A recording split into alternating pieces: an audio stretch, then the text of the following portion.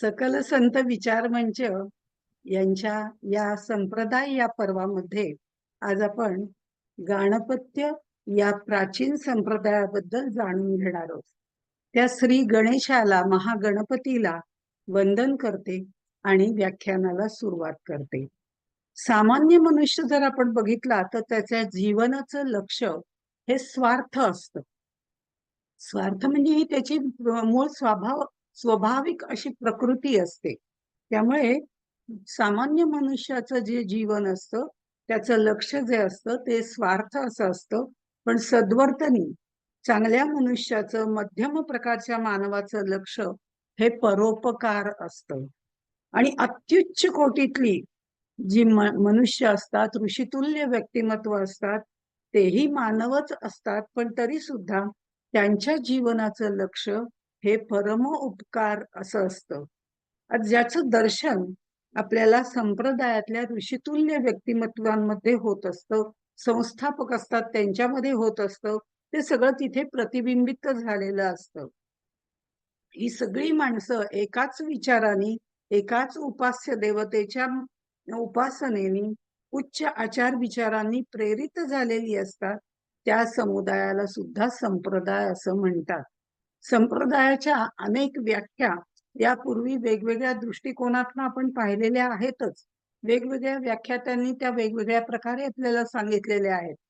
जो साधन मार्ग अपौरुषेय वेदांना मानतो, वर्णाश्रम धर्माचा सन्मान करतो आणि धर्मानुकूल नैतिक आचरण करतो, पाळतो, ते आचार नियम पाळत असतो, ज्ञान भक्तीला अनुकूल असे जे काही नियम असतात तेही त्या नियमांचंही पालन करत असतो, त्यातल्या सत्पुरुषांना अनुसरून वागण्याचा प्रयत्न करत असतो, ती प्रेरणा त्यांच्याकडनं घेत असतो, त्या सगळ्या समुदायाला सुद्धा संप्रदाय असं म्हणतात. गाणपत्य संप्रदाय हा याच्यापैकीच एक प्राचीन संप्रदाय आहे. अगदी सनातन वैदिक हिंदू धर्माच्या ज्या उपास्य देवतांमध्ये गणपतीचं स्थान अत्यंत महत्वाचं आहे, अनन्यसाधारण आहे. गणपती म्हणजे शब्द ब्रह्म असं किंवा ओंकाराचं प्रतीक असं म्हटलं जातं. कारण ओंकार हे त्याचं नादमय स्वरूप तर आहेच आहे, पण त्याचबरोबर त्याचं ते व्यक्त स्वरूप सुद्धा आहे. आपण बघितलं तर अ पासून 16 स्वर निर्माण होतात आणि अ या म्हणजे स्वराशिवाय व्यंजन कधी पूर्ण होत नाही. स्वर आणि व्यंजन याबद्दल आपल्या जुन्या लोकांना तरी नक्कीच माहिती आहे. त्यामुळे 16 स्वर जे निर्माण झाले आणि ते जी व्यंजन निर्माण झाली ती अ शिवाय पूर्ण होत नाही. आणि हे 16 स्वर आणि व्यंजन मिळून वर्णमाला तयार होत असते. ह्या ओंकारातून ती सर्व निर्माण झालेली आहे असं म्हटलं जातं. म्हणून भगवद्गीतेमध्ये सुद्धा अक्षराणाम अकारोस्मी असं भगवंत आपल्याला सांगतात. मी इतकं पुरातन असं हे अक्षर ब्रह्म आहे, ते शब्द ब्रह्म आहे आणि परमात्म्याचं पहिलं नादमय रूप असं आहे. त्यामुळे ह्या सगळ्याचा जो घटक द्रव्य किंवा मूलद्रव्य किंवा कारण द्रव्य ज्याला म्हटलं जातं ते म्हणजे ओंकार आहे, ज्याला आपण महागणपती असं म्हणतो. कारण व्यक्त रूपही त्याचं आहे, ओंकार स्वरूप आहे, त्यामुळे त्याला रूप आहे आणि नादही आहे. सगळ्याच गोष्टी त्याच्यामध्ये येतात. हे जे नादमय स्वरूप आहे हे ओंकाराचं, विश्वाचं आदी कारण असं आहे. हे ओंकार जो आहे हा विश्वाचं आदी कारण आहे असं समजलं जातं. त्यालाच आपण महागणपती असं सुद्धा म्हणतो. मानवाला जे वैभव, कीर्ती, ऐश्वर्य, सिद्धी असं सगळं देणारा असा हा असा हा गणेश आहे, महागणपती आहे. त्यामुळे सिद्धी देणारा, चातुर्य देणारा, बुद्धी देणारा आणि दुःखांचं हरण करणारा असं त्याचं वर्णन केलं जातं. आणि लौकिक पूजनाच्या आधी सुद्धा गणेशाचं आपण नेहमी पूजन करत असतो की निर्विघ्नपणे हे कार्य पार पडू दे.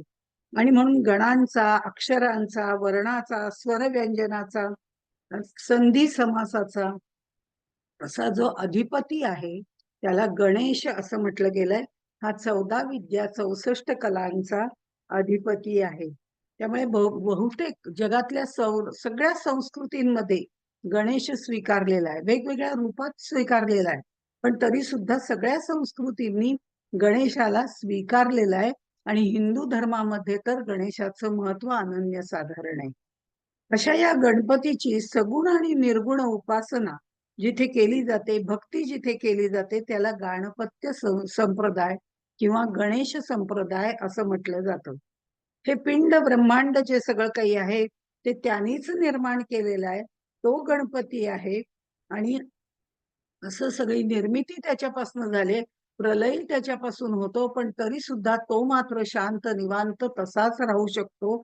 अशा पद्धतीने गणपती संप्रदायाचे जे अनुयायी आहेत ते मानत असतात, ज्याला आपण परब्रह्म म्हणतो. त्या प्रकारे परब्रह्म स्वरूप गणपतीची ते उपासना पूजा म्हणजे सगुण आणि निर्गुण दोन्हीची करत असतात. असा हा गाणपत्य संप्रदाय जो आहे तो इसवी सन 5व्या शतकाच्या नंतर आणि 9व्या शतकाच्या पूर्वी निर्माण झाला असं अभ्यासकांचं मत आहे. हे गजवदन हे गणपतीचं जे अस्तित्व आहे ते वेदपूर्व काळापासून आहे.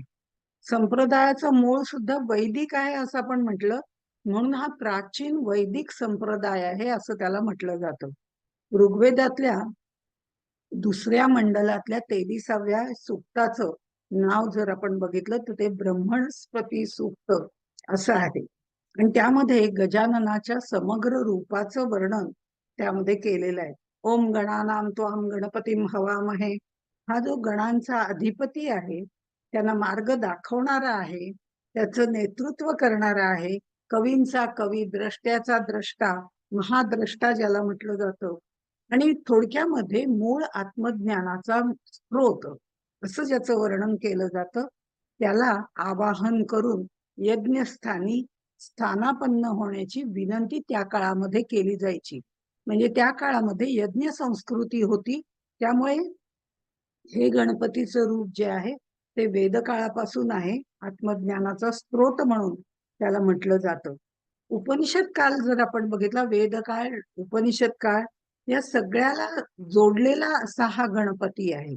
त्यामुळे भक्तीचा उगम आपल्याला तिथे पाहायला मिळतो, लोकप्रियता पाहायला मिळते, आणि ती वेदोत्तर पुराण काळामध्ये सुद्धा आपल्याला पाहायला मिळते. ती अर्थात पुराण कथेच्या त्या पहिल्या काळामध्ये वेदांच्या स्वरूपात त्याचं ज्याला आपण श्रुती स्मृती वगैरे सगळं म्हणतो याच्यातही त्याचं वर्णन आहे.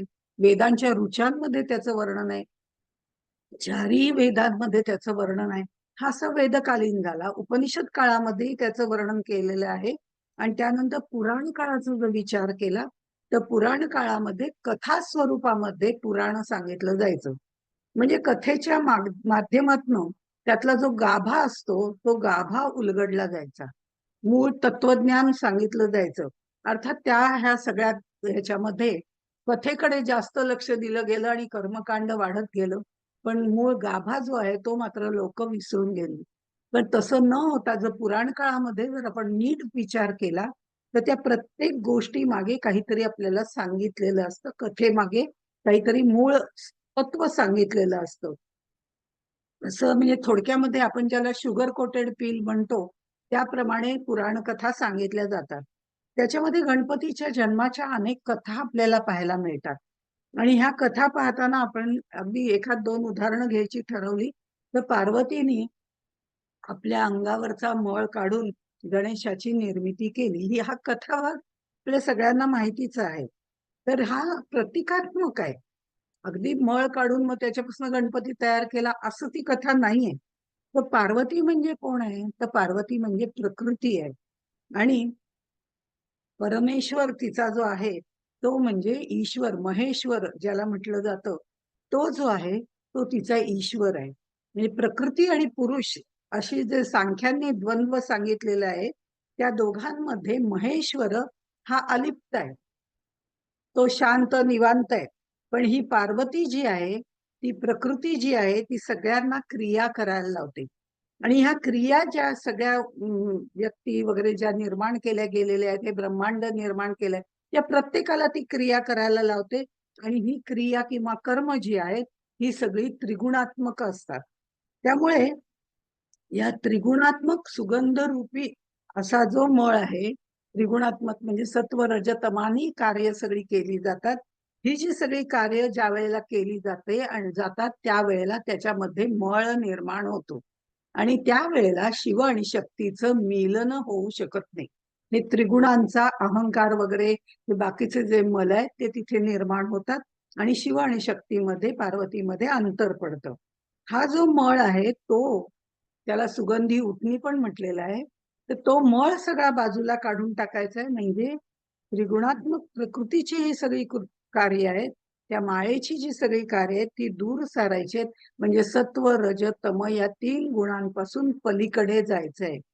या 3 गुणांच्या पलीकडे जाणं म्हणजे हा मळ दूर सारणं असं म्हटलं जातं. आणि तो जेव्हा बाजूला केला जातो तेव्हा शिव आणि पार्वतीचं मिलन होतं आणि त्यातून ज्ञानाचा जन्म होतो, म्हणजे आत्मज्ञानाचा जन्म होतो.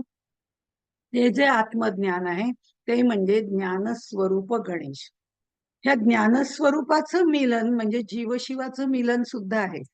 दुसरी कथा जी सांगितली जाते ती पार्वती स्नानाला बसलेली आहे आणि भगवान महादेवांना गणपती काही आत सोडत नाही वगैरे, मग ते त्याचा शिरच्छेद करतात. ही कथाही आपल्याला परिचित आहे. कथा आपल्याला सगळ्या माहिती असतातच, त्याच्या मागचं तत्वही जाणकार जाणत असतात. पण तरी सुद्धा इथे सुद्धा रूपक त्यांनी केलेलं आहे. ते म्हणजे माता पार्वती म्हणजे पृथ्वी आहे आणि हा चंद्र जो आहे मनरूपी चंद्र असं म्हटलेलं आहे. ते तिचं जे मन आहे ना, ते मन म्हणजे चंद्र म्हणजे तिचा मुलगा आहे. हा जो मुलगा तिचा आहे मनरूपी चंद्र जो आहे तो या शिवांना आतमध्ये जाऊ देत नाही. म्हणजे सूर्यरूपी ज्ञान स्वरूप शिव आणि पृथ्वी रूपी माता यांच्यामध्ये तो चंद्र आलेला दाखवलेला आहे. या चंद्राच्या अहंकाराचं मी तुम्हाला आज जाऊ देणार नाही वगैरे तो म्हणतो, या चंद्राच्या अहंकाराचा शिरच्छेद शिवगुरूंनी केलेला आहे आणि त्याला श्रेष्ठ दर्जाचं हत्तीचं अहंकार रहित असं स्वरूप असलेलं ते शिर किंवा मस्तक त्याच्यावरती बसवलेलं आहे. म्हणजे अहंकार रहित झाल्याशिवाय आपल्याला शिवापर्यंत जाता येत नाही, जीव शिवाचं मिलन होत नाही.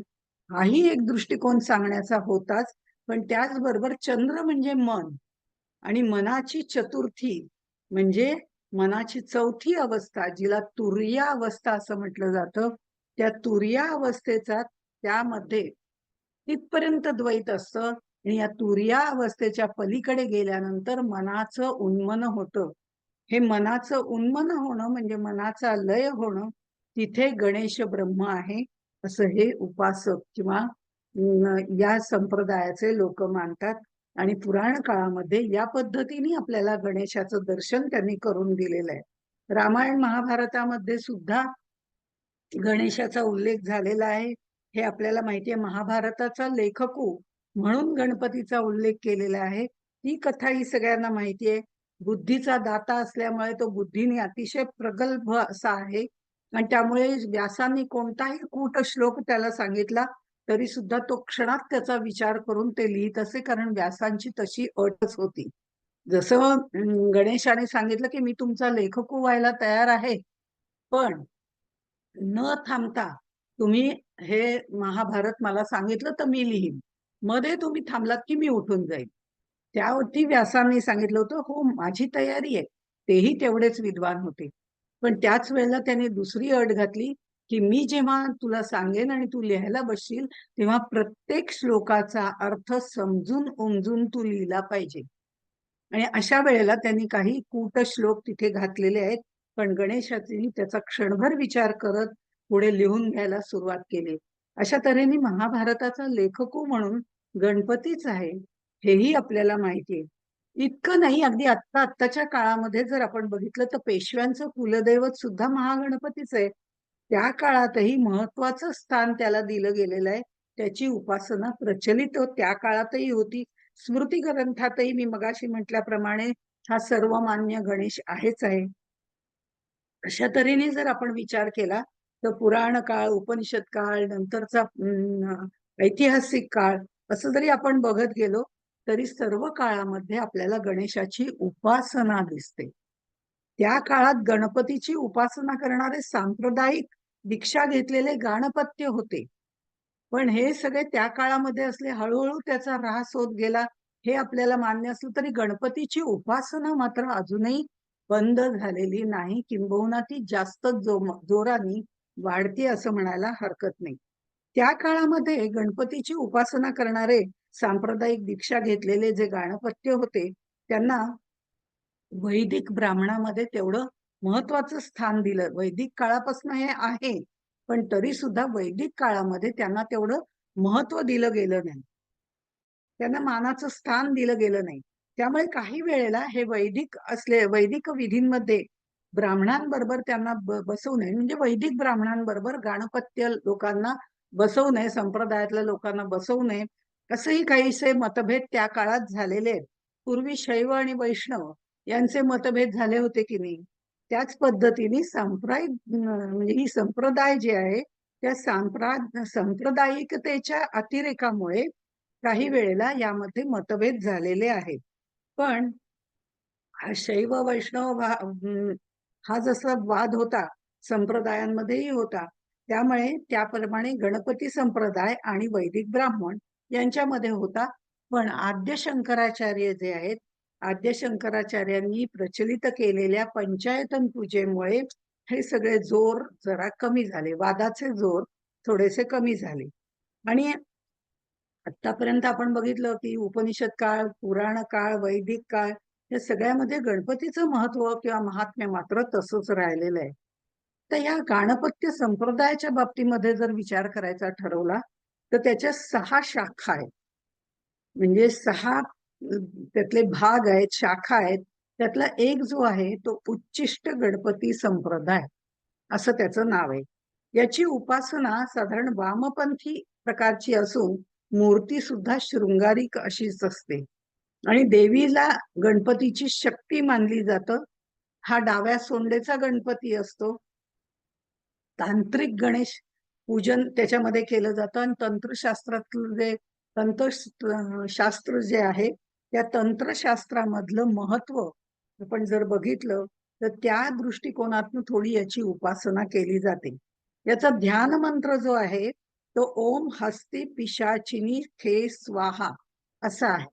थोडासा हा वामपंथी झुकणारा असा आहे, पण याच्यामध्ये तांत्रिक गणेश म्हणून एक भाग येतो आणि आणखीन एक बौद्ध धर्माचा सुद्धा प्रबळ ज्या वेळेला बौद्ध धर्म झाला होता त्यावेळेला त्यांनीही गणेश स्वीकारलेला होता आणि बौद्ध गणेश म्हणून त्याची स्थापना केली आणि बौद्धांच्या तंत्र ग्रंथामध्ये गणेश देवता ही मान्यता पावलेली आहे.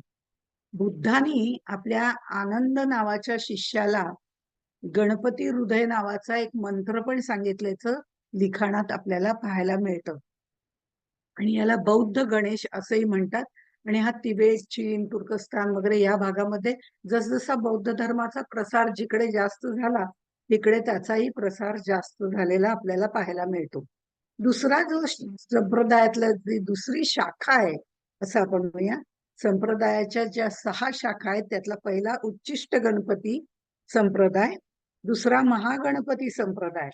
महागणपती संप्रदायामध्ये महागणपती हा परब्रह्म स्वरूपच मानलेला आहे. तो सृष्टीकर्ता, सृष्टीहर्ता सगळं त्यालाच म्हटलेलं आहे आणि तो सगळं हे नष्टही करणारा तो आहे आणि शांत निवांत राहणारा नंतर तोच आहे.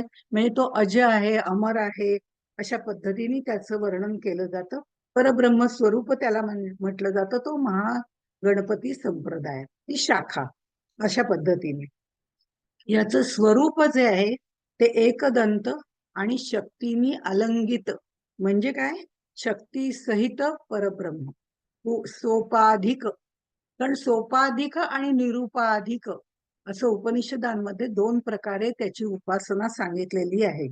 तसा हा शक्ती सहित असलेला गणेश आहे. महागणपती ज्याला म्हटलं जातं. याचा 28 अक्षरांचा महामंत्र आहे, एकादश आहे, द्वादश आहे, म्हणजे एकादश अक्षरांचा 12 अक्षरांचा मंत्र आहे, ध्यान मंत्र आहे आणि ओम ह्रीम गम ह्रीम महागणपतये स्वाहा किंवा अशा पद्धतीने त्याचे वेगवेगळे मंत्र सुद्धा केलेले, सिद्ध केलेले मंत्र आहेत. तिसरा आणि चौथा जर आपण संप्रदायातली शाखा म्हणून जर बघितली तर संतान संप्रदाय आणि स्वर्ण संप्रदाय.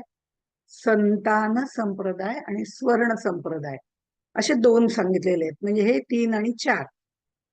पण याचा फारसं कुठे उल्लेख आपल्याला आढळत नाही. कदाचित आतापर्यंत ती शाखा अस्तित्वात आहे किंवा नाही याची पूर्ण खात्री सांगता येत नाही. पुढचा जो आहे तो हरिद्रा गणपती संप्रदाय असं म्हटलं जातं. याचा एकाक्षर बीजामंत्र आहे. बीजमंत्र गम असा आहे. त्याचं रूप म्हणजे रेशमी पितांबर नेसलेला, पिवळं यज्ञोपवीत घातलेला, 4 हात, हळदीने संपूर्ण चेहरा माखलेला, पाश अंकुश दंड धारण करणारा असा हा हरिद्रा गणपती आहे. त्याचं वर्णन, हे सगळं जे वर्णन आता सांगितलं, हे हरिद्रा गणपती कवच या स्तोत्रामध्ये त्याचं वर्णन आलेलं आहे. आणि उपासक जे त्या शाखेचे उपासक आहेत ते त्या गणपतीचं मुख आणि दात, एक दंत ज्याला म्हटलं जातं, तो एक दात, हे दोन्ही आपल्या दंडावरती गोंदवून घेतात. आणि ब्रह्मणिस्पती सूक्त जे म्हटलेलं आहे आता, जे आपण ज्याचा उच्चार केला, ते ओम गणानाम त्वाम गणपती हवामहे वगैरे, ह्या अशा पद्धतीने ती सगळी उपासना ते त्या सूक्तामध्ये सांगितलेली आहे त्याप्रमाणे करत असतात. नंतरचा जो आहे तो हेरंब संप्रदाय. यात गणपतीची 2 रूप, 2 ध्यान, 2 मंत्र असे सांगितले आहेत. म्हणजे त्याच्यातल्या त्या 2 भाग आहेत त्यातले. हेरंब गणपतीचा चतुराक्षरी मंत्र आहे, म्हणजे 4 अक्षरी मंत्र आहे. ओम गम नमः, म्हणजे हे 4 अक्षर आली. तर दशाक्षर मंत्र सुद्धा आहे दुसऱ्या बाजूला. गम क्षिप्रम प्रसादानाय नमः असं आहे. हेरंबाची जर आपण बघितली तर एक पंचमुखी, म्हणजे पंच हस्तींचं मुख असलेलं, हत्तींची 5 मुख असलेलं असं त्याचं रूप आहे. आणि दशभुज असंही रूप आहे. हा एक भाग झाला. आणि दुसऱ्या भागामध्ये तो चतुर्भुज दाखवलेला आहे आणि त्याचं वाहन सिंह हे दाखवलं. अशी द्विविध रूप, द्विविध मंत्र या हेरंब संप्रदायामध्ये आपल्याला पाहायला मिळतात. अशा तऱ्हेने ही 6 गणपती संप्रदाय जो आहे, गणेश संप्रदाय, गणपत्य संप्रदाय, त्याच्या या शाखा आहेत. आणि महाराष्ट्रामध्ये जर आपण बघितलं तर त्याचं खूप मोठ्या प्रमाणावर अस्तित्व आपल्याला दिसत नाही. अन्य ठिकाणीही त्याचं अस्तित्व हळूहळू कमी होत आलंय असं मगाशीच मी म्हटलं. पण महाराष्ट्रात फारसं जरी दिसत नसलं तर महाराष्ट्रापुरतं संप्रदायाच्या दृष्टिकोनातनं विचार करून म्हणायचं ठरवलं तर एक चिंचवडचा आणि दुसरा मोरगावचा योगेंद्र मठाचा अपवाद याला आहे. हे 2, म्हणजे चिंचवडचा मोरया गोसावींचा जो गणपती आहे तो, आणि दुसरा मोरगावचा योगेंद्र मठाचा गणपती, हे दोन्ही एकाच गणपतीची उपासना करणारे आहेत. योगेंद्र स्वामींच्या ज्या मठाच्या परंपरेप्रमाणे उपासना करणारे आत्ताचे अगदी ज्येष्ठ आणि श्रेष्ठ असलेले आदरणीय स्वानंद पुंड यांच्याकडे गेली 7-8 वर्ष परंपरागत उपासना चालू आहे असं त्यांच्या एका व्याख्यानामध्ये मी ऐकलं होतं. हा संप्रदाय प्राचीन आहे. याच्यामध्ये उत्तम परंपरा आहे, ऋषितुल्य व्यक्तिमत्व आहेत, साधक उत्तम आहेत, सत्पुरुष आहेत.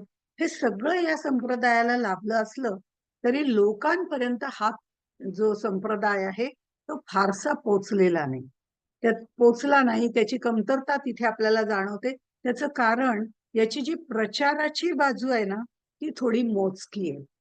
त्यामुळे हा संप्रदाय, म्हणजे या संप्रदायातल्या लोकांचं वैशिष्ट्य असं आहे की हे लोक, संप्रदायातली लोक, ज्येष्ठ श्रेष्ठ उत्तम असलेली जी लोक आहेत, ती त्या संप्रदायाच्या उपासनेमध्ये जातात आणि त्यावेळेला तिथेच ते आनंदाने मग्न होऊन जातात आणि त्यातच रमून जातात.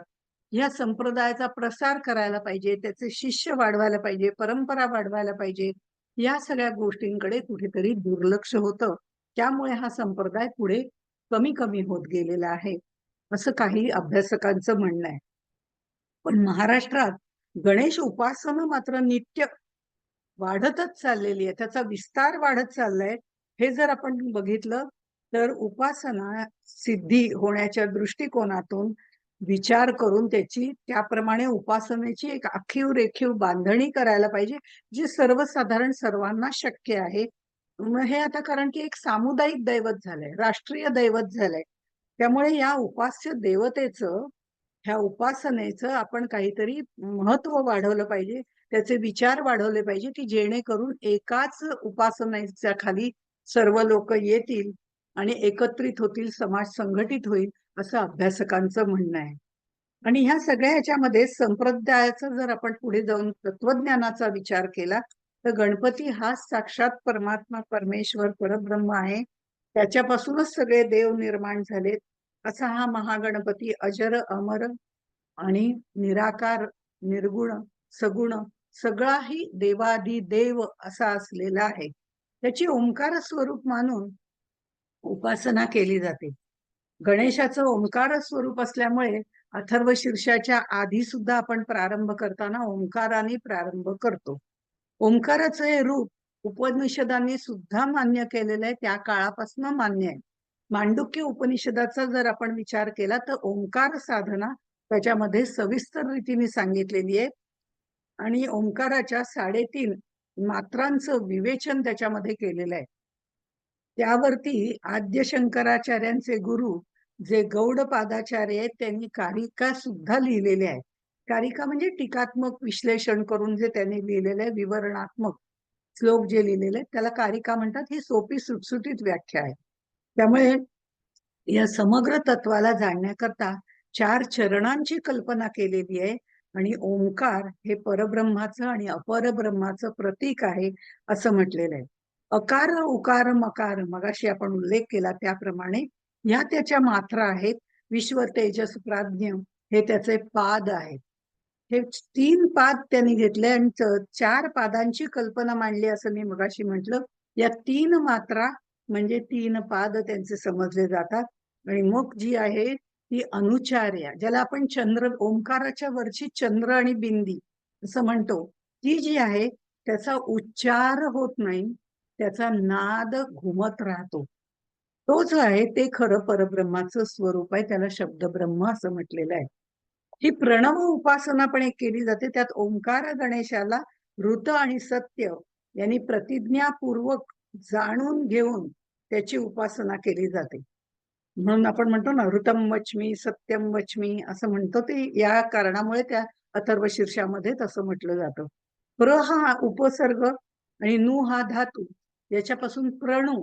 प्रणू म्हणजे काय? एखाद्याची कीर्ती गायन करणं, त्या विराट स्वरूपाचं वर्णन करणं, ती स्तुती करणं असा त्याचा अर्थ आहे. त्याला प्रणवोपासना असंही म्हटलं जातं. आणि ओंकाराचं स्तवन ज्याच्या माध्यमातून केलं जातं तो प्रणव. त्याला प्रणव ओंकार असं सुद्धा म्हणतात. ओंकाराच्या या जागृती अवस्थेमधलं जे आत्म्याचा पहिला पाद ज्याला असं म्हटलं जातं, ती जागृती अवस्थेतला वैश्वानर आहे आणि अकार ही त्याची मात्रा आहे. अकार ही मात्रा ज्या वेळेला आपण अ चा उच्चार करतो त्यावेळेला जर आपण बघितलं तर आपलं तोंड दोन्ही पूर्णपणे मोकळं उघडं असतं. ही जागृतीची अवस्था आहे. सगळं स्पष्ट, सर्व व्याप्त, व्यापक. आणि ह्या अच्या मात्रेवरती जोर देऊन जो उपासना करतो त्याला सगळं लौकिक ज्ञान प्राप्त होतं, लौकिक ऐश्वर्य प्राप्त होतं, असं सगळ्या त्याच्या इच्छा पूर्ण होतात. तर आपण पुढचा जो पाद आहे तो जर बघितला तर स्वप्नावस्थेतल्या तेजस आत्म्याचा जो आहे तो ओंकाराची द्वितीय मात्रा ज्याला म्हटलं जातं तो अ नंतरच उ. उ म्हणताना आपण तोंडाचा चंबू करतो, म्हणजे तोंड पूर्णपणे उघडलेलं नसतं, पूर्णपणे मिटलेलं नसतं. हा जो भाग आहे ना, इथे सगळं सत्यही नसतं, सगळं असत्यही नसतं, असं मनोनिर्मित सगळ्या गोष्टी तिथे निर्माण होत असतात. तिथे ही मधली मात्रा जी म ची मात्रा आहे ती धरली जाते.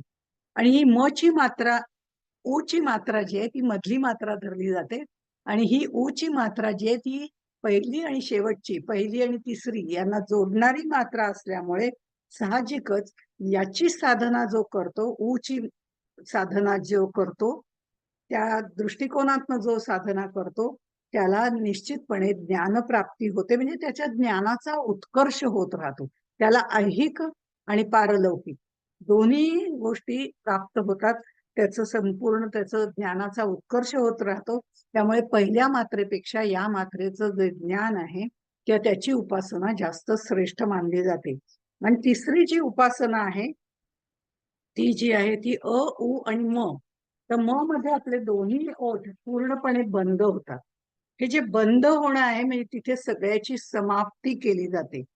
हा ज्ञानाचा उत्कर्ष एवढा होत जातो की सगळं काही आता आकलन झालेलं आहे. आता साक्षात्कार जो व्हायचा आहे तो फक्त राहिलाय, तोही त्याला नंतर होतो या उपासनेमुळे.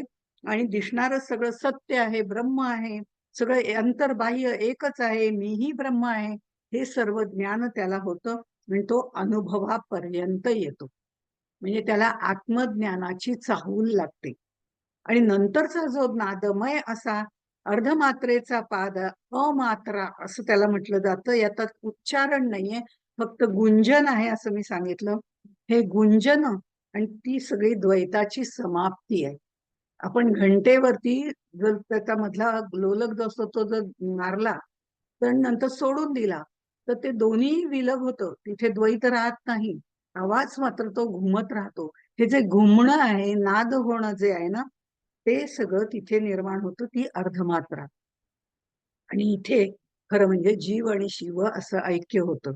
अशा पद्धतीने कठोपनिषद, प्रश्नोपनिषद, बृहदारण्य या सगळ्यामध्ये सोपाधिक आणि निरुपाधिक अशी रूप मांडलेली आहेत आणि ओंकाराची साधना, त्याच्यात महत्व वगैरे वर्णन केलेलं आहे. गाणपत्य संप्रदायामध्ये जर आपण बघितलं तर मायेचा विचार हा शंकराचार्यांच्या विचारांसारखाच आहे. त्यामुळे गुणांची साम्यावस्था म्हणजे मूळ माया आणि प्रकर्षण कृती करणारी ती प्रकृती, अघटित घटना पटुती अशी कृती करणारी जी आहे ती प्रकृती, किंवा ज्याला आपण माया असं म्हणतो, मूळ माया वेगळी माया वेगळी, अशा पद्धतीने सगळा विचार आहे. आणि उपासनेचा विचार केला तर सिद्ध मंत्रांनी म्हणजे त्याचा उच्चार करून त्या देवतेचं स्मरण केलं जातं, मंत्रोपासना केली जाते. हा मंत्र जर मूल मंत्र नसेल तर नाममंत्राची योजना करावी लागते आणि ती शास्त्रसंमतच आहे. त्यामुळे ओंकाराची उपासना त्या पद्धतीनेही सांगितलेली आहे. उपासनेचा जर विचार केला तर सर्वसामान्य उपासना ज्याला आपण म्हणतो ती करताना 21 दिवस गणपतीचं दर्शन घ्यायचं, 21 अथर्व शीर्षांचं पारायण किंवा आवर्तन ज्याला आपण म्हणतो ती करायची, 21 दुर्वा, 21 मोदक, आपल्याला हे सगळं माहितीच आहे. गणेश गीतेचं पठण, त्याचं आवर्तन, पार्थिव गणेशाची पूजा, मोदक दुर्वा वगैरे हे सगळं त्याला व्हायचंय. त्या मोदक दुर्वांचं हवन करायचं. या सगळं अथर्व शीर्षामध्ये त्याचं यथास्थित वर्णन आपल्याला पाहायला मिळतं. नंतरची जी आहे ही सर्वसामान्य उपासना झाल्यानंतर मंत्रोपासना, ही सिद्ध मंत्रांनी किंवा नाममंत्रांनी करायची असं आपण म्हटलं.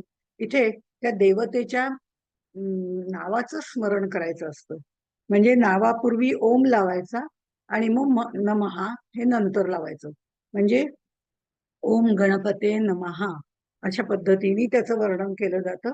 आणि गणपती देवतेचं जर आपण बघितलं तर गम हे बीज मंत्र त्याला म्हटलेलं आहे, तोही आपला उपासनेमध्ये मंत्र साधनेमध्ये घेतला जातो.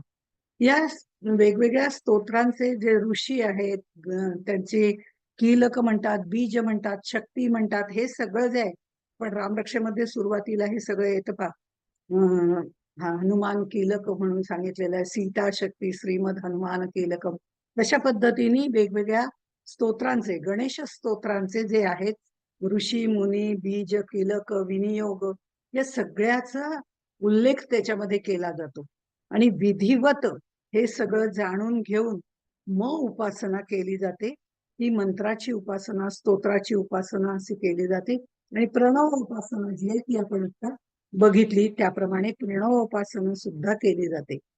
आता याचे जर ग्रंथ बघितले, संप्रदायाचे ग्रंथ जर विचार केला तर स्तोत्र तर आहेतच वेगवेगळी, म्हणजे 12 नावं असलेली स्तोत्र तर आपण लहानपणापासून पाठ करतो, प्रथमं वक्रतुंडांच वगैरे.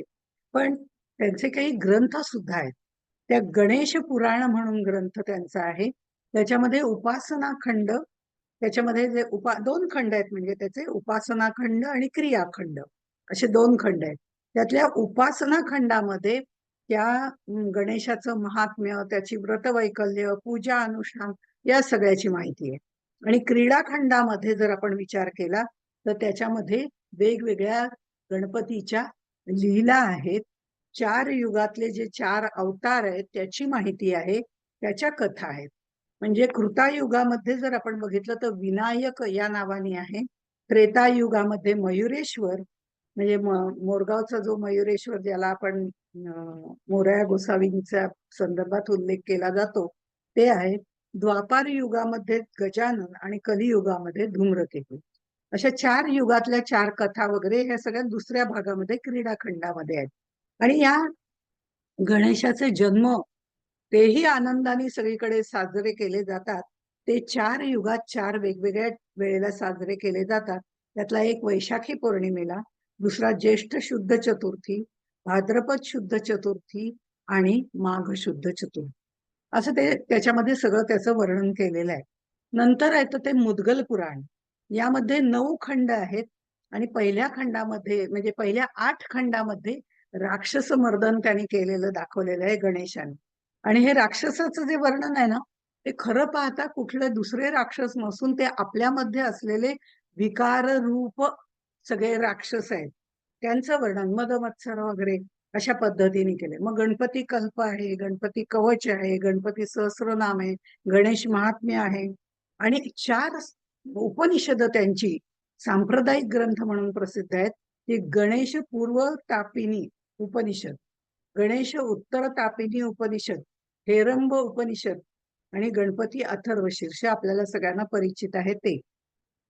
गणेश गीता ही सुद्धा गणेश पुराणातल्या दुसऱ्या भागामध्ये येते. असे अनेक ग्रंथ त्यांचे आहेत. अर्वाचीन काळ, प्राचीन काळ आपण जर घेतलं तर अनेक प्रकारच्या त्यांच्या आरत्या, अभंग वगैरे आहेतच.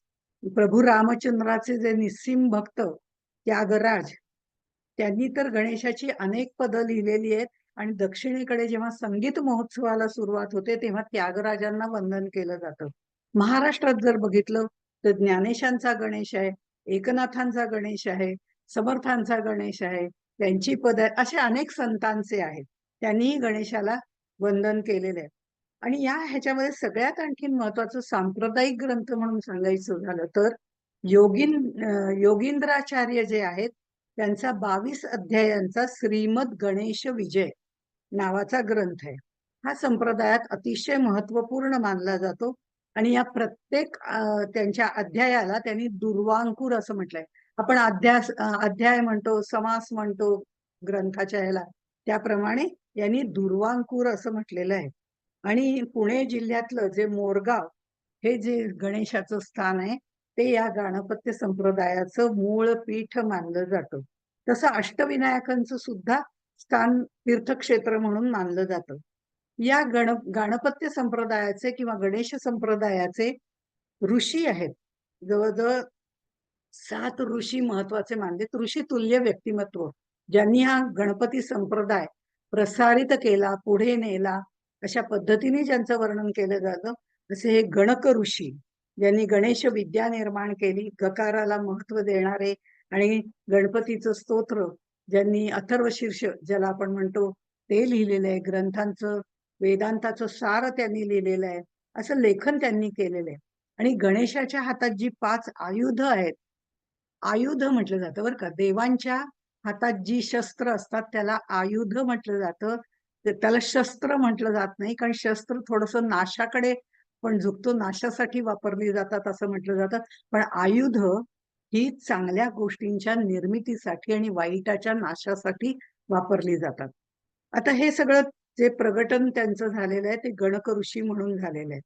गृत्समद ऋषी यांच्याबद्दलही, म्हणजे गृत्समद ऋषी हे इंद्रपुत्र आहेत. त्याच्या कथाही आपल्याला सांगितलेत, पण ते कथा सांगण्या इतका आता वेळ नाही. त्यामुळे ते जे रुक्मांगद जो राजा होता, त्या राजपुत्र जो होता, त्याला जो लोभ झाला आणि मुकुंदा नावाच्या ज्या ऋषीपत्नींच्या तो प्रेमात पडला आणि त्यांनी उपभोग घेतल्यावर त्या रुक्मांगद राजाला खरं म्हणजे ऋषींनी शाप दिला आणि मग त्याला कुष्ठरोग झाला. त्यांनी गणपतीची उपासना केली वगैरे अशा कथा सांगितलेल्या आहेत. आणि हे सगळं झाल्यानंतर मग इंद्र जो आहे तो तिथे आलेला आहे. रुक्मांगद राजाच्या प्रेमामध्ये ही ऋषीपत्नी मुकुंदा पडल्यामुळे तिला सतत त्याचीच आठवण येते आणि ती विरहाने व्याकुळ होते. आणि ते लक्षात घेऊन इंद्राने रुक्मांगदाचं रूप घेऊन तो तिथे येतो आणि ती कामेच्छा पूर्ण केली जाते. आणि त्यानंतर त्यांना जो पुत्र होतो त्याचं नाव गृत्समद असं आहे. मग हा गृत्समद हा या ऋषींना वाटतं हा आपलाच वाचक ऋषी आहेत, त्यांना वाटतं तो आपलाच पुत्र आहे असं वाटतं आणि ते त्याला वेदशास्त्राचं ज्ञान देतात. आणि हे ज्ञान देऊन तो त्याच्यामध्ये खरं म्हणजे पंडितही होतो, वेदशास्त्र तज्ञ होतो, वेदज्ञ होतो. हे सगळं झाल्यानंतर मग कुठेतरी काहीतरी क्षत्रिय इंद्राचं जे रक्त आहे ते त्याच्यामध्ये आलेलं असल्यामुळे तो अत्री ऋषींचा अपमान करतो. तेव्हा अत्री ऋषी म्हणतात हा ऋषींचा औरस पुत्र आहे हे म्हटल्यावर त्याला राग येतो. आणि तो राग आल्यावर तो आईकडे जाऊन शहानिशा करतो आणि मग मात्र तो तपश्चर्येला जातो. आणि तपश्चर्येला म्हणजे गणपतीची तपश्चर्या तो करतो आणि त्याला रिद्धी सिद्धी सहित गणपती प्राप्त होतो, त्याचं दर्शन होतं आणि मग त्याला ब्राह्मण वरिष्ठत्व दिलं जातं. म्हणजे गणपतीचा ज्ञानसंपन्न असा भक्त म्हणून त्याचं वर्णन केलं जातं. पुढचे जे आहेत ते भृशुंड ऋषी, त्यांच्या बाबतीतही आपल्याला माहिती आहे की हे तपश्चर्या करत असताना आधी चोऱ्या माऱ्या करायचे, वाल्मिकी म्हणजे वाल्मिकी सारखंच थोडस त्यांचं चरित्र आहे. पण नंतर त्यांना जेव्हा त्या गावातनं बाहेर काढलं जातं त्यावेळेला ते बाहेर गावाच्या बाहेर त्यांना पळवून लावलं जातं आणि एक मग ते वाटमारी करायला लागतात आणि वाटमारी करता करता एकदा ते पडतात खड्ड्यामध्ये आणि त्यांचा पाय दुखावतो, ते खूप त्यांना वेदना होतात आणि ते एका तळ्यामध्ये जातात, तळ्याच्या जवळ जातात, ते पाय त्याच्यात बुडवतात, त्यांना खूप बरं वाटतं आणि मग ते त्या तळ्यामध्ये स्नान वगैरे करतात. बाहेर येऊन बघतात तर त्यांना मुद्गल ऋषी दिसतात आणि मुद्गल ऋषी दिसल्यानंतर मग ते म्हणतात की त्यांना मारायला तो जातो की तुमच्याकडे काही आहे का वगैरे, मूळ प्रवृत्ती त्याची जात नाही. पण त्यानंतर मग ते तिथे एक मुद्गल ऋषी त्यांना म्हणतात अरे तू जिथे स्नान केलंस ते गणपती तीर्थ होतं आणि मी गणपतीचा महामंत्र जप करणारा मुद्गल ऋषी आहे असं सांगितल्यानंतर ते सगळं ऐकल्यावर ती त्या कोळ्याच्या वृत्तीमध्ये फरक पडतो. म्हणजे या नामा नावाचा जो कोळी राहत असतो असं आधी मी म्हटलं, गावाबाहेर त्याला हकलवून दिलं, तो जे आहे त्याच्यात. आणि मग तो त्याच्या समोर हे ऋषी जे असतात ते काठी ठेवतात, काठी खोचून ठेवतात आणि म्हणतात या काठीला अंकुर फुटेपर्यंत तू याचं सगळ्याचं नामस्मरण करत राहा, गणपतीचं श्री गणेशाय नमः सन्मंत्र देतात आणि त्याच्या पुढे काठी रोवून त्याला पालवी फुटेल तोपर्यंत कर असं म्हणेपर्यंत कितीतरी वर्ष जातात आणि त्याच्या अंगाभोवती वारुळ वेली सगळ्या तयार होतात. नंतर ज्या वेळेला हे ऋषी परत येतात त्यांना तो दिसत नाही, मग ते वारुळ बाजूला सारतात आणि बघतात तर त्याच्या दोन भ्रुकुटींच्या मध्ये एक शुंडा म्हणजे सोंड आलेली असते. इतकी त्याची तपश्चर्या पराकोटीला गेलेली असते आणि म्हणून त्याला भ्रूशुंडी असं म्हटलं जातं. आणि मग त्यांना मंत्रही दिलेला आहे, त्यांनी उपासनाही केलेली आहे आणि हे सगळं केल्यानंतर त्यांच्या ज्या तीर्थक्षेत्राला अमला क्षेत्र असंही म्हटलं जातं. त्यांनी म्हणजे ह्या 21 महागणपतीची जी क्षेत्र आहेत त्याच्यामध्ये त्याचा उल्लेख केला जातो. पुढचे जे आहेत ते मुद्गल ऋषी, आत्ताच आपण त्यांच्याबद्दलही विचार केला. गाणपत्य संप्रदायामध्ये त्यांना खूप मोठा मान आहे. पुराणात त्यांचं आत्मचरित्र जर आपण बघितलं तर ते त्यांनी दक्षाला सांगितलेलं आहे. अत्यंत व्यवस्थित नित्यकर्म अनुष्ठान करण्याची त्यांना आवड होती, त्यांनी उपोषणही केलेलं आहे. आणि त्यांचं उपोषण म्हणजे काय करायचे, सगळं उपोषण त्यांचं संपलं, त्यांचा उपास संपला की मग ते काय करायचे, ते शेतकऱ्याचं जे उरलेलं धान्य असायचं, जे त्यांनी टाकून दिलेलं असायचं पेरायसाठी वगैरे नको म्हणून जे शेतात बाजूला पडलेलं असायचं त्यातलं एक द्रोणभर धान्य घ्यायचे आणि ते शिजवायचे आणि खायचे. अशी त्यांनी अनेक वर्ष उपासना केलेली आहे. म्हणजे हे उपोषणासहित उपासना केली आणि त्यांची परीक्षा दुर्वास ऋषींनी घेतली. आणि ते जेवायला बसले, खायला बसले की ते दुर्वास ऋषी तिथे यायचे आणि म्हणायचे मला आत्ताच्या आत्ता खायला पाहिजे. ऋषी मुद्गल ऋषी होते, ते त्यांना ते अन्न देऊन टाकत असत आणि पुन्हा आपलं उपोषण वगैरे असं 6 वेळा त्यांनी केलं आणि त्यांची शांती क्षणभरही डळली नाही. हे पाहिल्यानंतर मग दुर्वास ऋषींनी त्यांना सांगितलं की आता मी तुमच्यावर पूर्णपणे प्रसन्न आहे, स्वर्गात तुम्हाला जागा ठेवलेली आहे आणि स्वर्गात तुम्ही शांततेने सुखोपभोग घेत घेत तिथे तुम्ही आपलं आयुष्य व्यतीत करा. पण मुद्गल ऋषींनी तसं केलं नाही. त्यांनी ज्या वेळेला ते यमदूत त्याला न्यायला आले स्वर्गात जाण्यासाठी, तेव्हा त्यांनी त्यांना विचारलं, की स्वर्गात असे कोणते गुण आहेत, कोणते दोष आहेत? त्यावरती त्यांनी सांगितलं, की स्वर्ग ही भोगभूमी आहे, पण मृत्यूलोक ही कर्मभूमी आहे. मग त्यातले गुण, दोष वगैरे सगळं सांगितल्यानंतर त्यांनी असं सांगितलं, की तुम्हाला जर ब्रह्मीभूत व्हायचं असेल तर भूलोकच श्रेष्ठ आहे. आणि म्हणून भूलोकावर राहून त्यांनी याच देही याची डोळा मुक्ती प्राप्त केलेली आहे आणि अंगिरा ऋषींनी त्यांना ब्रह्मबोध करून दिलेला आहे. ब्रह्मज्ञानाचा बोध करून दिलेला आहे. पुढे शौनक ऋषी आहेत.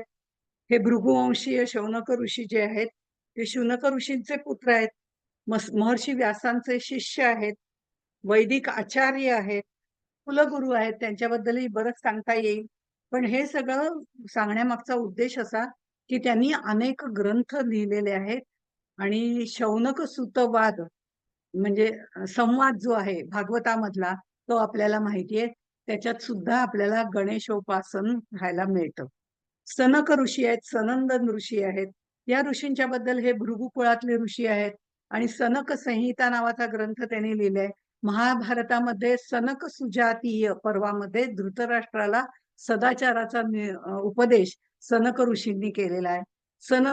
सनक सनंदन आणि सनातन आणि सनत कुमार अशा या 4 कुमारांना म्हणजे ते ब्रह्मदेवाचे मानसपुत्र आहेत. त्यांना त्यांनी भगवंताचीच रूप धारण केली होती आणि या चौघांना ब्रह्मदेवानी खरं म्हणजे सृष्टी निर्माण करण्याचं कार्य करायला सांगितलं. पण नारद येतात वगैरे आणि तसं न करता ते सगळेजण पुन्हा तपश्चर्या करायला जातात आणि नारद मुनी त्यांना तपश्चर्याला जा म्हणून सांगतात. ही कथा आपल्याला भागवतामध्ये पाहायला मिळते. अशा तऱ्हेने हे जे 7 ऋषी आहेत, हे 7 ऋषी आधारस्तंभ गाणपत्य संप्रदायाचे म्हटले जातात. गणेशस्थानी जी श्री गणेशाची उपासना आपल्याला सर्वत्र आढळून येते, त्याच्यामध्ये म्हणजे भारतामध्ये महाराष्ट्रात अष्टविनायक जे आहेत ते प्रसिद्ध आहेत. मुंबईचा सिद्धिविनायक आता त्याला जास्तच प्रसिद्धी आलेली आहे. पुण्यातल्या सारसबागेचा गणपती आहे. पटवर्धनांचे गणपती आहेत सांगलीमधले. साताऱ्याचा ढोल्या गणपती आहे. नागपूरचा गणपती प्रसिद्ध आहे. असे अनेक. मग अगदी महाराष्ट्रात तर आहेतच. त्या व्यतिरिक्त कर्नाटक, आंध्र, नागपूर सर्वत्र सर्वदूर श्री गणेशाचं मंदिर आपल्याला पाहायला मिळतं. काशी विश्वेश्वराच्या परिसरामध्ये सुद्धा धुंडीराज गणपती आहे. इतकंच नाही, उज्जैनला बडे गणेश म्हणून आहेत. बडोद्याला सिद्धिनाथ गणपती आहे. भारताबाहेर सुद्धा नेपाळ, तिबेट वगैरे जिथे गणेश म्हणजे बौद्ध धर्माचा प्रसार जास्त झाला, मी मगाशी सांगितलं त्याप्रमाणे तिथेही आपल्याला गणेश मंदिरं पाहायला मिळतात. अशा ह्या सगळ्या गणेश संप्रदायामध्ये अनेक थोर भक्त सुद्धा होऊन गेले. त्या थोर भक्तांची नावं जर आपण घ्यायची ठरवली तर अंकुशधारी महाराज हे थोर भक्त होऊन गेले. अनेक थोर भक्त झालेत. 1-2 फक्त थोर भक्तांची नावं आपण बघूया. त्याच्यामध्ये हे गणेश भक्त जे टिकेकर शास्त्रींचं घराणं होतं रत्नागिरी जिल्ह्यातलं पिके इथे राहत होते. तर तिथे ते तिथनं ते बाहेर पडले. पुढे इंदोर बिंदोर इकडे गेले. आणि तिथे त्यांचं नोकरीनिमित्त इंदोरला गेले. मग पुढे त्यांचा विद्याभ्यास जो आहे तो कोल्हापूरला झाला. हे सगळं करत करत मग त्यांना कुठेतरी आपण उपासना करावी अशी प्रवृत्ती निर्माण झाली आणि ईश्वर भक्तीकडे त्यांचा कल लहानपणापासून होताच. पण लहानपणापासून त्यांना गजाननाची सेवा करावी, गणपतीची सेवा करावी, त्यांचं उपासना करावी असं वाटत होतं. आणि त्यांचं मूळ नाव जर बघितलं तर ते सुद्धा अंकुशधारी महाराजांचं गजानन असंच होतं. आणि 9व्या वर्षी त्यांना ही प्रेरणा झाली होती. पण हे सगळं शिक्षण, नोकरी वगैरे सगळं करत करत त्यांनी आता कोणत्या देवाची आराधना करायची हे एका बाजूने ते ठरवत होते. त्यांनी अनेक संस्कृत ग्रंथ धुंडाळले आणि त्यात गणेशाची उपासना करण्याचा निश्चय केला. त्यांनी गणेशाच्या अनेक रचना केलेल्या आहेत. जवळजवळ 556च्या पुढे रचना केलेल्या आहेत. आणि गणेशाशिवाय दुसऱ्या कोणत्याही देवतेचं वर्णन करायचं नाही असं त्यांनी ठाम स्वतःजवळ ठरवलेलं होतं. त्यांना अनेक काही वेगळी स्तोत्र आवडली जी त्यांनी ऐकली होती. पण त्यांनी काय केलं की ती स्तोत्र म्हणजे उदाहरणार्थ महिम्न स्तोत्र त्यांना आवडलं शंकराचार्यांनी. म्हणजे ते स्तोत्र आवडल्यानंतर मग त्यांनी त्याप्रमाणे गणेशाच्या काव्याची रचना केली आणि स्वानंद गणेश स्तोत्र केलं. म्हणजे कोणतंही नवीन स्तोत्र ऐकलं तर त्याप्रमाणे ते गणेशाचं स्तोत्र तयार करत असत. नंतर त्यांनी मोरगावहून अंकुश नावाचं एक मासिकही काढलं होतं, ज्याच्यामध्ये विविध त्यांनी गणेशाचं वर्णन केलेलं आहे. बरं, मासिक काढलं याचा अर्थ वेगवेगळे लोक त्याच्यामध्ये लिहित होते असं नाही. तर त्या मासिकाचं लेखन, जे छोटं मासिक त्या काळामध्ये त्यांनी मोरगावहून काढलं, तिथे सगळं लेखन ते स्वतः करायचे आणि फक्त गणपतीविषयीच त्याच्यामध्ये माहिती असायची. विविध तऱ्हेचं त्याचं गणेशाचं दर्शन वर्णन त्याच्यामध्ये पाहायला मिळायचं. असं तऱ्हेने अंकुश नावाचं मासिक त्यांनी काढलं.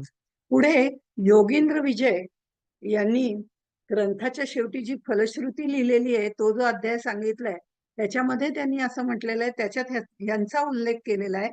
तर त्यावेळेला ते म्हणले, एकदा गणेश गीतेचं म्हणजे आवर्तन चालू होतं. त्यावेळेला हा गजानन जो आहे आणि वासुदेव हे सद्गुरु पुत्र अशा दृष्टीने त्यांनी म्हटलेलं आहे. गजानन आणि वासुदेव हे गीता पठण करत होते. गीता पठण म्हणजे गणेश गीतेचं पठण करत होते. अगदी 2 प्रहर ओलांडून गेले, सकाळ रात्र ओलांडून गेली, तरी चालूच होतं. त्यावेळेला एक अकस्मात एक दिव्य भव्य असा संन्यासी तिथे आला आणि त्यांनी जय गजानन असा घोष केला आणि भिक्षा मागितली. त्यावेळेला या गजाननाने त्यांना शमी आणि दुर्वा जे आपल्या हातात होतं, त्याचीच त्यांना भिक्षा दिली. त्या गृहस्थांनी, त्या संन्यासांनी त्यांच्या डोक्यावर मस्तकावर हात ठेवला, प्रेमळ दृष्टीने कृपा कटाक्ष टाकला. त्यांचे सगळे द्वैत भाव नष्ट झाले आणि मग त्यांना वैदिक मंत्र महामंत्र सांगितला आणि पुढे अंकुशधारी महाराज म्हणून तुझी ओळख होईल असं त्यांनी सांगितलं. अशा तऱ्हेने त्यांची तुरीय अवस्थेपर्यंत वर्णन त्याच्यात केलंय. त्यांनी संस्कृत मराठी अशी अनेक 175 प्रकरणं लिहिलेली आहे. पद्य संख्या तर 50,000च्या वरती आहे. म्हणजे खूप मोठी कामगिरी त्यांनी केलेली आहे. आणि योगींद्र विजय नावाचा जो उद्बोधक ग्रंथ आहे, तो सुद्धा ओवीबद्ध ग्रंथ त्यांनी जो कऱ्हा किनारी लिहिलेला आहे, ते तो यांनी लिहिलेला आहे. योगींद्र विजय ग्रंथ ते योगींद्र महाराजांवरती त्यांनी लिहिलेला आहे. दुसरे आहेत ते वामन शास्त्री इस्लामपूरकर.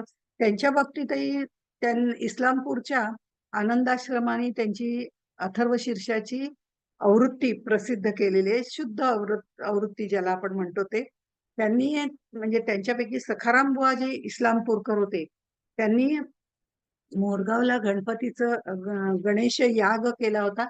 त्याच्यात हवन करताना त्यांनी असं म्हटलं होतं की हे इथले जे हत्ती आहेत, तेच जे आपण हवन करणार आहोत ते मोदक तो हत्ती खाईल.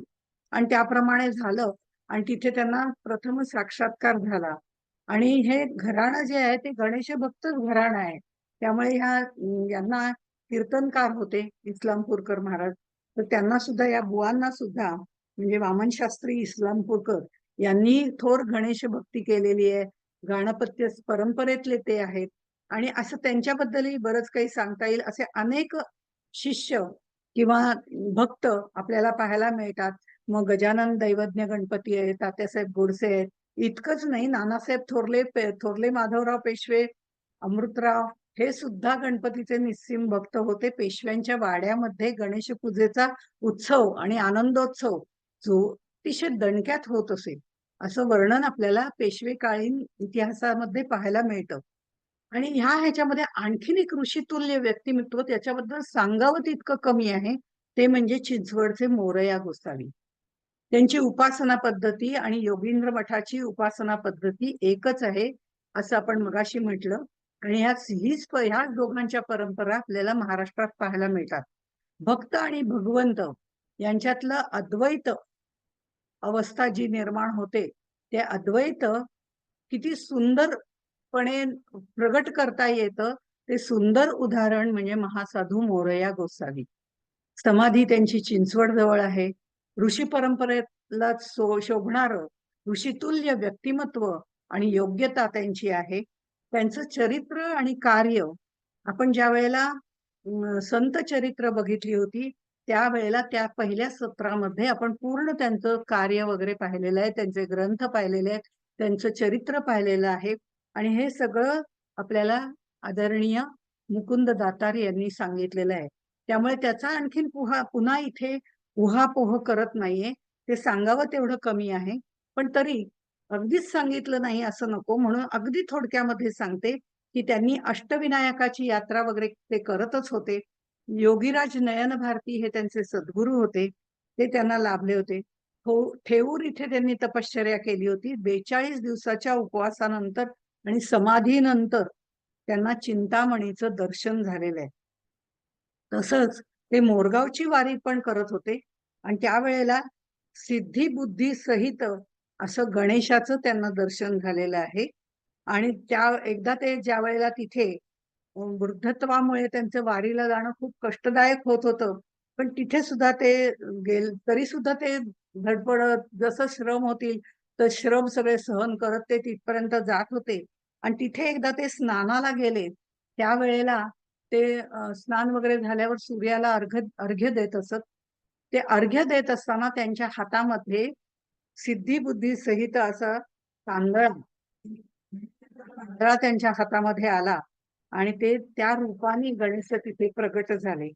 हा त्याचा प्रसाद किंवा भंडारा त्यांनी सगळीकडे दिला आणि नंतर त्यांनी ते चिंचवडला ते घेऊन आले.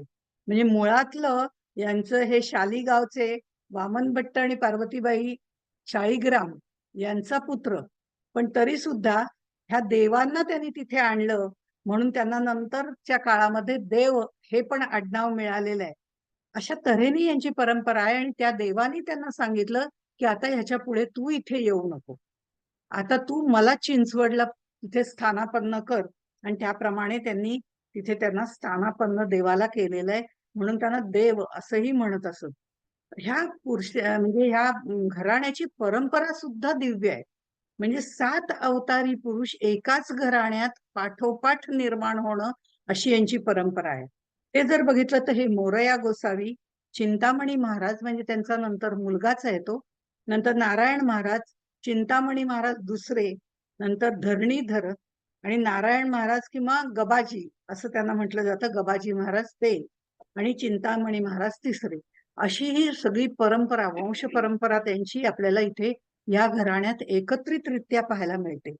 आणि त्यामुळे यांचं चरित्र वर्णन करायचं तर अशी 5-10 मिनिटं तर मुळीच पुरणार नाहीये.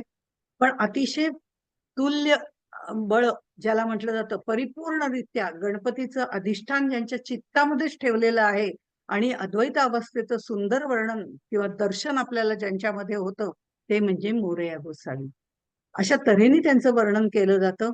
असं हे मोरया गोसावी हे सुद्धा त्यांचे खरं म्हणजे उत्तम उत्तम भक्त म्हणजे मिळाले होते, उत्तम पुरुष यांना मिळाले होते. पण तरीही संप्रदायाकडे प्रसार बुद्धी म्हणूया किंवा प्रसार करण्याची क्षमता तेवढी नव्हती. क्षमता नव्हती म्हणजे प्रसिद्धीची हाव नव्हती, हाही एक भाग होता. आणि उपासनेमध्ये ते स्वतःच्या एवढे रममाण होऊन जात असत की प्रसिद्धी वगैरे करावी हे त्यांच्या कधी डोक्यातही आलं नसेल. हा काळ प्राचीन काळ होता हे आपल्याला लक्षात घ्यावं लागतं. त्यामुळे जेव्हा आपली शिष्य परंपरा वाढते, आपला संप्रदाय वाढवायचा असतो, तेव्हा काही गोष्टी मुद्दामून केल्या जातात, कराव्या लागतात. आणि ते समाजासाठी तो संप्रदाय वाढण्यासाठी गरजेचं पण असतं. जसं आपण वारकरी संप्रदाय बघितला तर वारीच्या निमित्ताने अनेक लोक जमतात आणि एकाच भावनेने एकाच विठ्ठलाच्या दर्शनाने प्रेरित होऊन जातात चांगल्यासाठीच. पण ती जी निर्माण केली जाते ती संप्रदायाची परंपरा वाढवण्यासाठी पण तोही एक उद्देश असतो की सर्व लोकांना चांगल्या गोष्टींकडे वळवावं. अशा पद्धतीने जेव्हा संप्रदायाची वाढ केली जाते तेव्हा तो संप्रदाय वाढतो. पण तसं दुर्दैवाने या संप्रदायामध्ये केलं गेलं नाही. पण ह्यांचं एक गोष्ट अगदी महत्वाची होती की आपण चरित्र आता जे 7 ऋषी बघितले त्याच्यामध्ये सुद्धा आपण बघितलं, मुद्गल ऋषींना सांगितलं. ते म्हणले नको, ही जन्मभूमी जी आहे किंवा भूमी जी आहे ही कर्मभूमी आहे. मी तिथेच राहून याच देही याची डोळा मुक्ती मिळवेन. तर ते करताना कर्मभूमी आपल्या वाट्याला आलेली आहे, तिथे राहून निष्काम कर्म, निष्काम बुद्धीने कर्म जो आचरतो त्याला निवृत्ती निश्चित प्राप्त होते. निवृत्तीचा मार्ग परमश्रेष्ठ मार्ग आहे, तो या भक्तांनी स्वीकारलेला आहे. त्यातलाच हा गाणपत्य उपासना पंथ म्हणा किंवा संप्रदाय म्हणा असा आहे. गाणपत्यामध्ये कर्मठ असं संन्यास त्याग त्यांनी करायला सांगितलेला आहे. म्हणजे कुठे त्यागाच्या भावनेतनं करायचंय, कर्माचा संन्यास घ्यायचा नाही. तर त्या जे आपण त्याच्यामधनं जे सकाम कर्म करत असतो त्याचा त्याग करायचा आहे. आणि कर्म आणि या भक्ती या दोघांचा समन्वय साधायचा आहे. कारण मनुष्य ही कर्मयोनी आहे हे लक्षात घेऊन कर्म करूनच मनुष्यानी मुक्ती प्राप्त करायची, असंच तत्वज्ञान त्यांनी सगळ्यांनी आपल्या कार्यामधून करून दाखवलं. अखिल मानव जातीला उन्नत करणारी उदात्त अशी ही संप्रदाय प्रणाली आहे. श्रेष्ठ जीवनमूल्य ते आचरणात आणणारे आहेत. सत्यम शिवम सुंदरमचं अधिष्ठान प्राप्त करून देणाऱ्या या उपासनाचं पंथाचं किंवा संप्रदायाचं महत्व अजूनही कमी झालेलं नाही. अजूनही लोकांच्या स्मृतीमध्ये ते आहे. पण आता त्याची म्हणजे ते दर्शवण्याची वृत्ती वेगवेगळी झालेली आहे. संप्रदायामध्ये अनेक शाखा निर्माण झालेल्या असल्या तरी एकाच भावनेने सगळे प्रेरित झालेले आहेत. हे जरी मान्य असलं तरी त्याची प्रसार पद्धती कमी पडल्यामुळे हा संप्रदाय थोडासा कमी कमी होत गेलाय. पण गणपती या देवतेचं उपासनेचं महत्व मात्र कुठेही कमी झालेलं नसल्यामुळे कुठेतरी आपल्याला हे राजकीय म्हणजे हे आत्ताच चाललेलं राजकारण नव्हे, समाजकारण, राजकारण, देवकारण या दृष्टिकोनातनं, समाज स्थिर होण्याच्या दृष्टिकोनातनं या गणपती उपासना आपण पुढे चालू ठेवली पाहिजे. मग तो संप्रदाय असो किंवा नसो, कारण त्याचं जे धारणा होती ती भक्कम होती, ती अजूनही आपल्यामध्ये आहे. कर्म करण्याच्या दृष्टिकोनातनं आहे, निष्काम कर्म करण्याच्या दृष्टिकोनातनं आहे. हे आपण लक्षात घेतलं पाहिजे. आणि संप्रदायाच्या दृष्टिकोनातनं जरी नसलं तरी सुद्धा गणपतीची उपासना, त्यामुळे जीवनात होणारं मांगल्य हे अखिल मानवजातीला अतिशय चांगल्या प्रकारे वळण देणारं असं हे गणेशाचं महात्म्य आहे. गणेश देवता आहे, त्यामुळे तिची उपासना करणं आपल्या दृष्टीने श्रेष्ठ आहे. असा हा गाणपत्य संप्रदाय जरी आपण बघितला तरी गणपतीची उपासना आपण करणं महत्वाचं आहे हे लक्षात ठेवून त्या गणेशालाच वंदन करून मी इथेच थांबते.